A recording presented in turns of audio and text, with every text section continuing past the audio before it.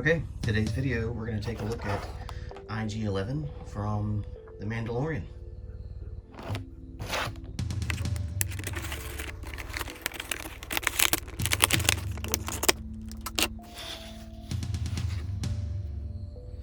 Okay, once again, typical card back, and the same figure photos that are on the back of the Emperor's package.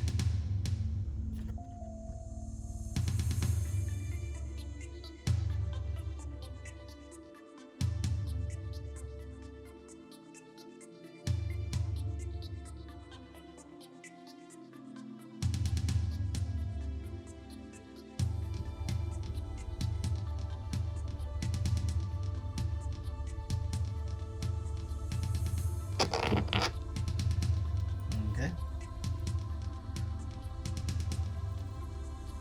Oh, nice.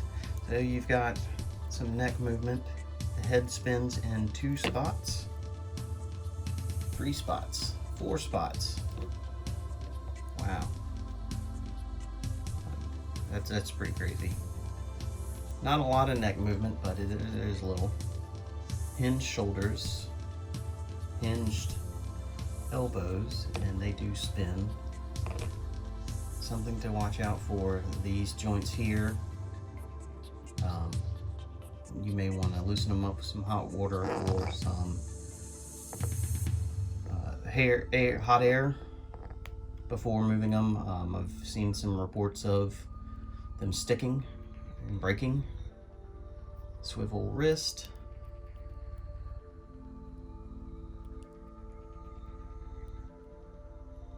A little bit of movement. I don't know. Yeah, it does actually have a good ball joint movement there. You have the waist, knee, and ankle.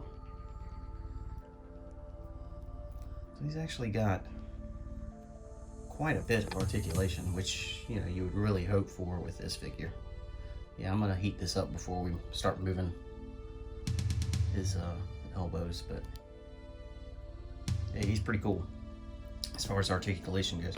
Was not expecting all the stuff with his head though. All right, so I'm gonna go heat up his elbows and then we'll take a look. Okay, so applied a little bit of heat to his elbows, and it didn't take much. I have a little heat tool that I've had forever, I use for customizing, and just a little bit of heat to it for a few seconds, and they softened up enough to move. And it's the paint applications that causes them to stick a little bit, but yeah, it doesn't take much. So his weapons, you got 2 rifles. You've got the Stormtrooper blaster that we've been seeing on all Stormtrooper figures since Rogue One. And it's a very detailed blaster, but it does have the extra little flashlight attachment. And you've got a typical IG unit blaster, for which I don't know the name, and I'm sure I'm going to get a lot of comments about that. He holds them easier than I would expect. The way the fingers are designed, you do have fingers that go into the triggers of each pistol, and that, or rifle rather, and that helps hold it in place. Otherwise, the hands are very loose, so thankfully they took that into account to have him hold his weapons well. Your paint applications, there's not a lot, but you do have some varying degrees of metal, a little bit of weathering on him. Very clean. Accessory wise, he has the 2 blasters and the bandolier.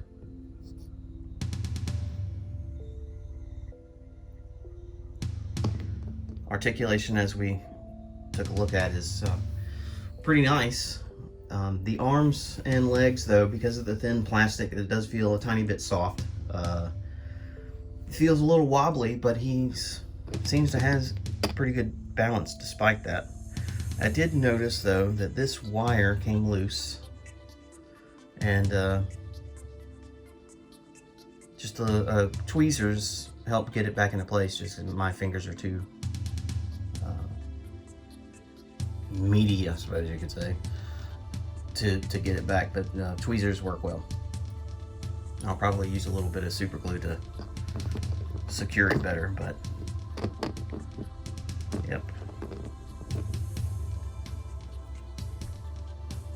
The articulation is nice enough that it's going to allow you to do some of the crazy shooting poses that he did in the first episode of The Mandalorian, which is you know, the first time we really got to see an IG unit do anything. It was really cool. So not surprised by this one bit. The articulation has been so good on regular figures lately that this one was pretty easy for them. So yep, you'll be able to get some really cool poses with him. Alright, so there we have it. IG-11 from The Mandalorian. Pretty cool figure. Little light on the accessories. You know, 2 blasters. I mean, you wouldn't really, I guess, consider that light, but you know, kind of wish that maybe he'd come with a bag to hold Grogu, or a bag that was holding a sculpted in Grogu. Just something a little extra, I think, would have put this one over the top. It's a good figure.